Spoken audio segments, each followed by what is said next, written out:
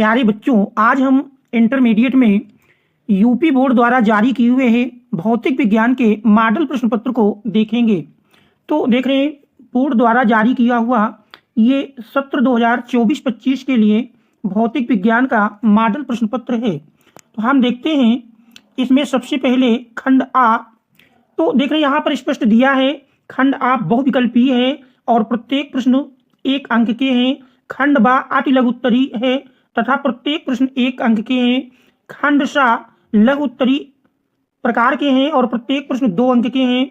खंड द लघु उत्तरी सेकंड प्रकार के हैं और प्रत्येक प्रश्न 3 अंक के हैं।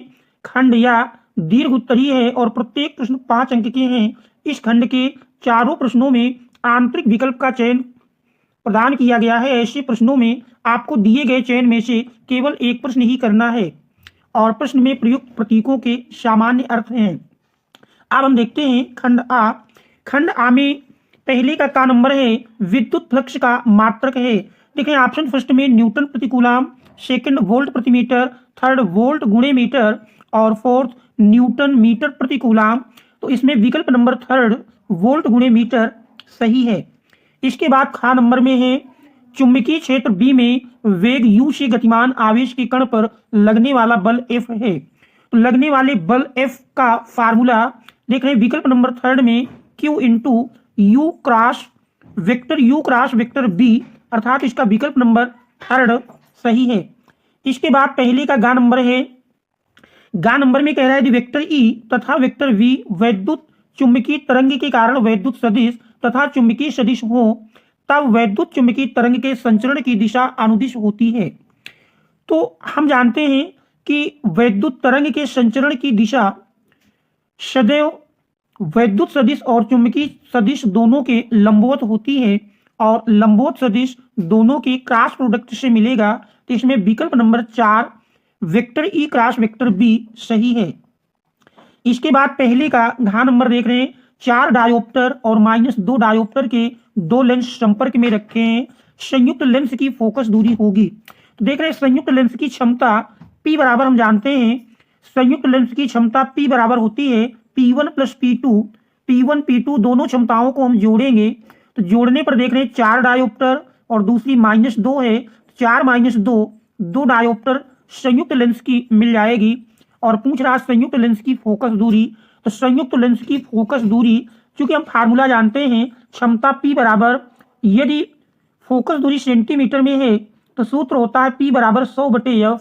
यहाँ पर हमको F निकालना है तो F बराबर मिल जाएगा 100/P और P का मान देख रहे दिया है 2 डायोप्टर, तो 2 से 100 काटेंगे 50। तो इस प्रकार से फोकस दूरी 50 सेंटीमीटर होगी। तो विकल्प नंबर फर्स्ट सही है। इसके बाद फिर देख रहे हैं अगले प्रश्न में दिया है 1 का अंगा नंबर। एक धातु के पृष्ठ पर 6 इलेक्ट्रॉन वोल्ट ऊर्जा के फोटॉन आपतित होते हैं तब उत्सर्जित फोटो इलेक्ट्रॉन की अधिकतम ऊर्जा 4 इलेक्ट्रॉन वोल्ट होती है। निरोधी विभव होना चाहिए। तो इस प्रश्न का विकल्प नंबर फर्स्ट 4 इलेक्ट्रॉन वोल्ट सही है। इसके बाद हम देखते हैं 4 नंबर में दिया है P प्रकार का अर्धचालक बनाने के लिए शुद्ध जर्मेनियम में मिलाए जाने वाला अपद्रव्य होता है। तो देख रहे हैं फर्स्ट विकल्प में phosphorus, second antimony, third aluminium, fourth arsenic. तो इसमें विकल्प नंबर थर्ड एल्यूमिनियम सही है।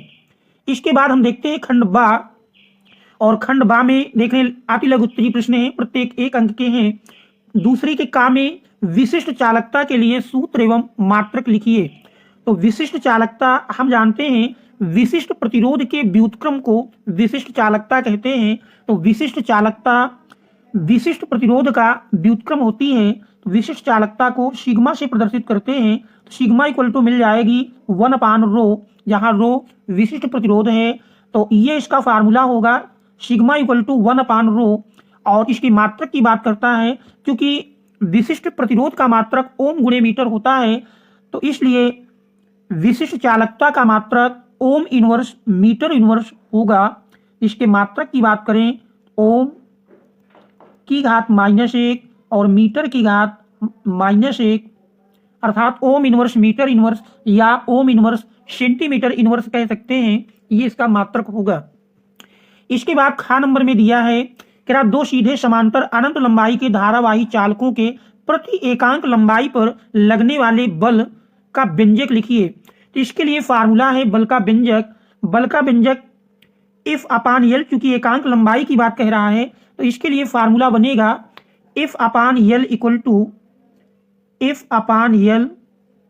Equal to mu zero upon two pi into I1 I2 upon R।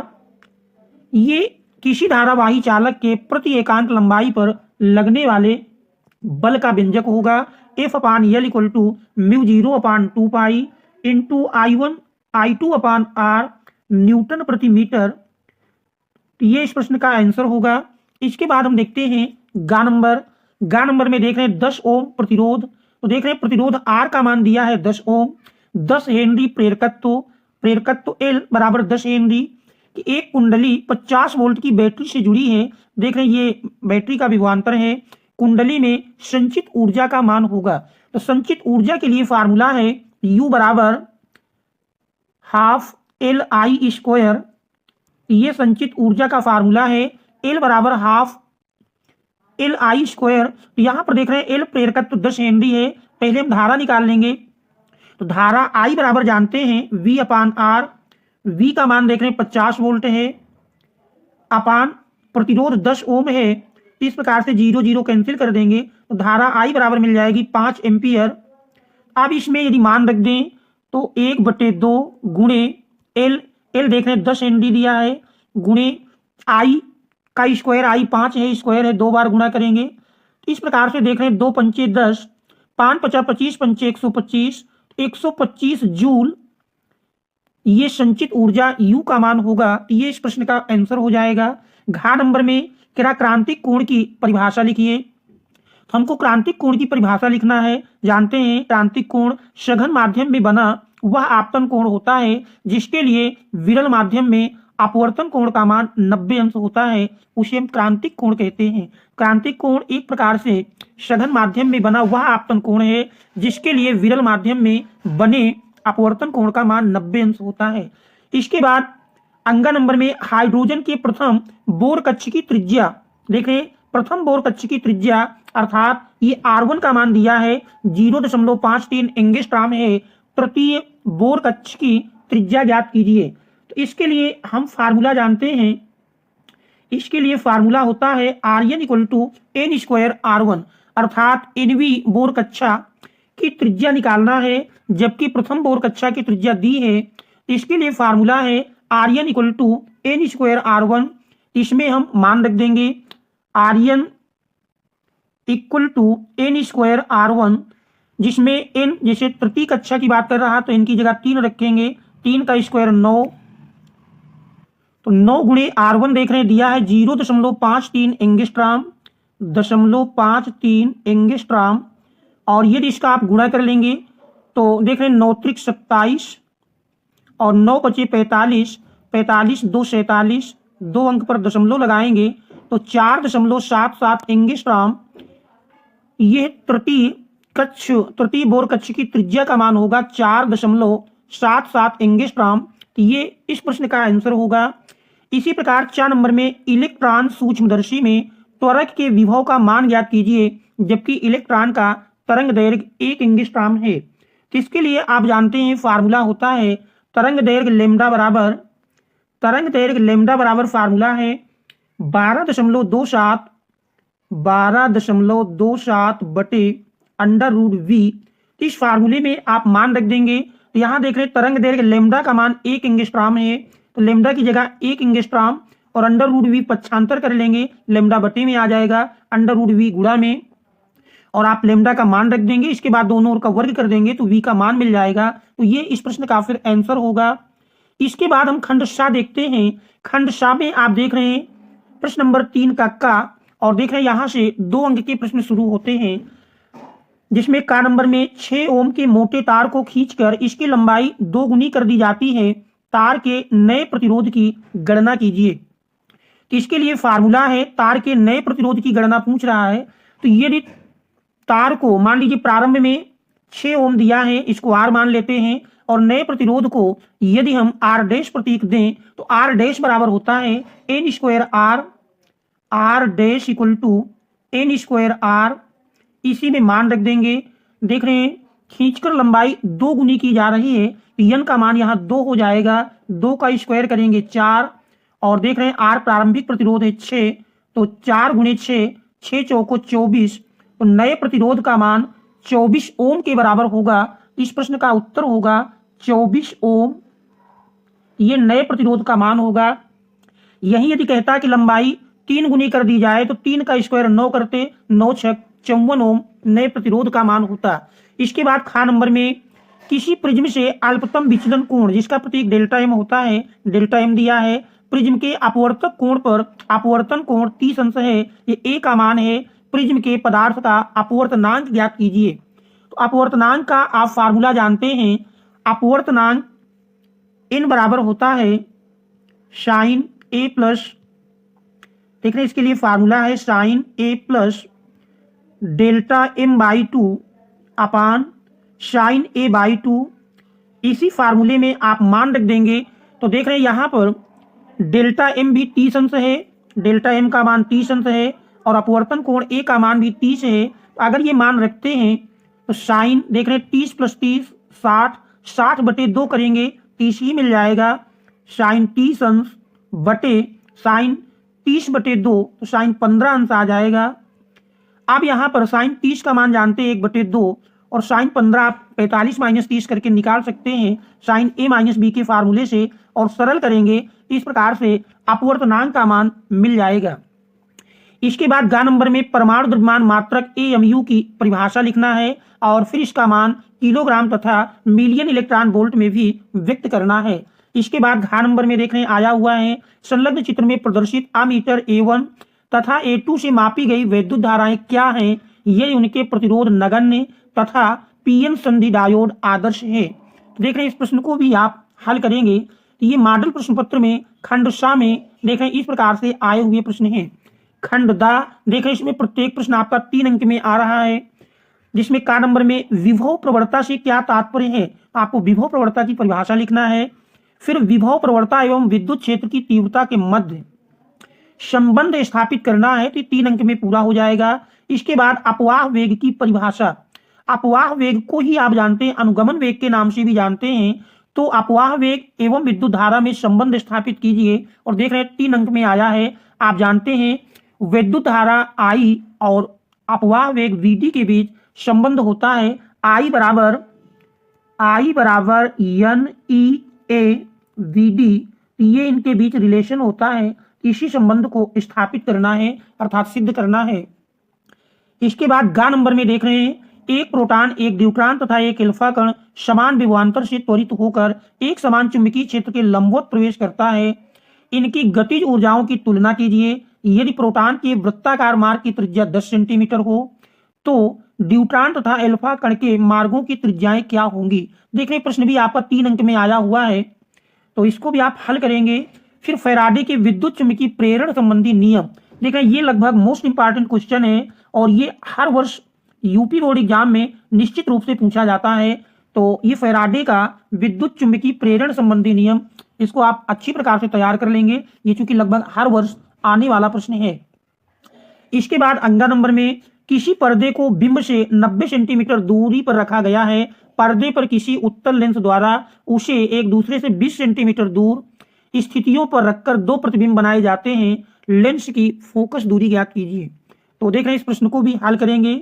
इसके बाद देख रहे हैं 5वां प्रश्न चुंबकत्व के परमाणु मॉडल की व्याख्या करने की बात कह रहा है, और यदि पृथ्वी के किसी स्थान पर पृथ्वी के चुंबकीय क्षेत्र के ऊर्ध्वाधर घटक का मान क्षैतिज घटक के मान का √3 गुना हो तो उस स्थान पर नतिकोण का मान क्या होगा, ये ज्ञात करना है। देख रहे खा नंबर दिया है किसी प्रत्यावर्ती परिपथ में LCR श्रेणी क्रम में जुड़े हैं। इस परिपथ का आरेख बनाइए। परिपथ की प्रतिबाधा एवं अनुनादी आवृत्ति के लिए सूत्र लिखिए। फिर यदि परिपथ में लगा प्रत्यावर्ती विभव 30 वोल्ट हो तो प्रेरण प्रतिघात 50 ओम, धारती प्रतिघात 50 ओम और ओमी प्रतिरोध 10 ओम हो तो परिपथ की प्रतिबाधा तथा LC एवं R के सिरों के बीच विभवांतर ज्ञात कीजिए। तो देख रहे हैं सबसे पहले तो आपको परिपथ का आरेख बनाना है। परिपथ का आरेख आप आसानी से बना सकते हैं। परिपथ का आरेख में देख रहे हैं LCR श्रेणी क्रम में दिखाना है। तो सबसे पहले आप इस प्रकार से दिखा सकते हैं। पहले आप ये प्रेरण को दिखा देंगे L, फिर इसके बाद C की बात कर रहा है, इसके बाद R प्रतिरोध दिखा देंगे। तो इस प्रकार से देख रहे हैं ये इसका परिपथ आरेख बन जाएगा, जिसमें देख रहे हैं LCR। अब इसमें कह रहा परिपथ की प्रतिबाधा। परिपथ की प्रतिबाधा का फार्मूला होता है, परिपथ की प्रतिबाधा Z इक्वल टू होता है। अगर हम Z की बात करें तो देखिए Z बराबर यदि हम लिखते हैं तो Z के लिए फार्मूला बनेगा Z equal to √R² plus XL difference XC का स्क्वायर। ये परिपथ की प्रतिबाधा Z का फार्मूला मिलता है। तो देख रहे हैं Z बराबर √R² plus XL difference XC का होल स्क्वायर। तो ये प्रतिबाधा का फार्मूला है। और इसके बाद कह रहा अनुनादी आवृत्ति के लिए सूत्र लिखना है। तो अनुनादी आवृत्ति होती है यदि XL बराबर XC और XL बराबर XC करेंगे तो फिर अनुनादी आवृत्ति F बराबर मिल जाती है 1/, अनुनादी आवृत्ति का सूत्र मिलता है F equal to 1/2 pi √1/LC। तो ये अनुनादी आवृत्ति का फार्मूला होता है। इसके बाद फिर देख रहे हैं प्रत्यावर्ती विभव का मान दिया है, प्रेरण प्रतिघात अर्थात XL दिया है, धारती प्रतिघात XC दिया है, ओमी प्रतिरोध R दिया है। तो ऐसी स्थिति में परिपथ की प्रतिबाधा देख रहे हैं चूंकि XL बराबर XC है, XL बराबर XC रखेंगे तो ये पार्ट हमारा 0 हो जाएगा। तो ऐसी स्थिति में Z बराबर R के होगा, अर्थात प्रतिबाधा का मान R के बराबर, और R देख रहे हैं 10 ओम दिया है। तो ऐसी स्थिति में प्रतिबाधा का मान तो 10 ओम के बराबर मिलेगा। Z बराबर R और R का मान 10 दिया है तो इसका उत्तर 10 ओम मिल जाएगा। और आप LCR के बीच विभवांतर भी ज्ञात कर लेंगे।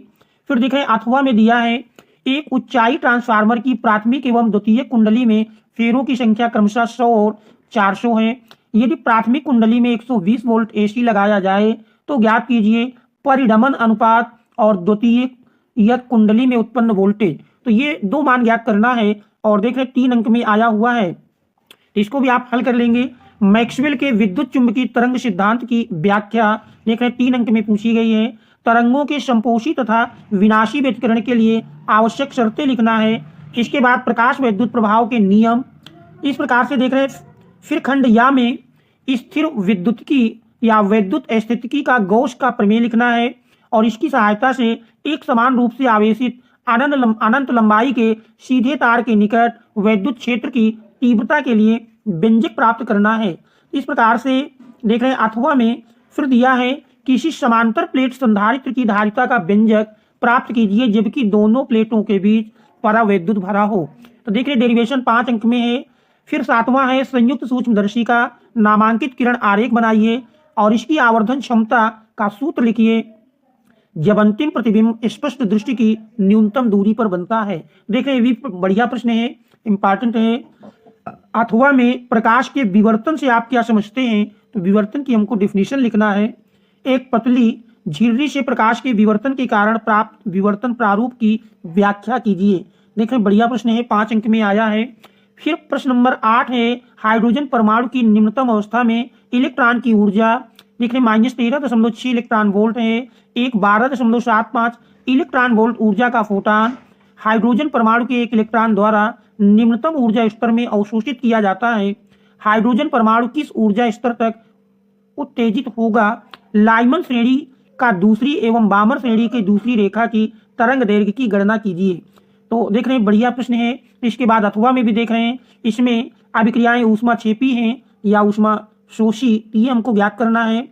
इसके बाद 9वां प्रश्न देख रहे हैं पीएन संधि डायोड के लिए अग्रदिशिक तथा पश्च दिशिक अवस्था में परिपथ आरेख खींचना है और 2 अवस्थाओं हेतु प्राप्त अभिलक्षण वक्रों को समझाइए। अथवा पीएन संधि डायोड क्या होता है और परिपथ आरेख खींचकर पीएन संधि डायोड का अर्ध तरंग दिष्टकारी के रूप में कार्य विधि समझाइए। निवेशी तथा निर्गत वोल्टताओं के तरंग रूपों को दर्शाइए। तो ये प्रश्न भी यूपी बोर्ड एग्जाम की दृष्टि से मोस्ट इंपॉर्टेंट है। तो ये प्रश्न भी अक्सर एग्जाम में ज्यादातर पूछा जाता है। तो इस प्रकार से देख रहे हैं ये इस पूरे प्रश्न पत्र का हल है और ये मॉडल प्रश्न पत्र इस प्रकार से जारी किया गया है। ठीक इसी प्रकार का प्रश्न आपको यूपी बोर्ड एग्जाम 2025 में देखने को मिलेगा। तो यहाँ पर इस प्रकार से आप इस प्रश्न को हल कर सकते हैं। देख रहे हैं इस प्रश्न में ये चूंकि ए का मान 60 था तो 60/2 कह सकते हैं 30 ही मिलेगा और साइन 30/30 की अगर हम बात करें तो साइन 30/sin30 कट करके 1 मिल जाएगा तो अपूर्णांक का मान यहाँ 1 होगा। तो इस प्रकार से बच्चों आशा है कि प्रश्न इस मॉडल पेपर को आप अच्छी प्रकार से समझ गए होंगे और इसी टाइप के प्रश्न आपको बोर्ड एग्जाम में देखने को मिलेंगे। तो अच्छी प्रकार से तैयारी करना है। Thanks all of you for watching.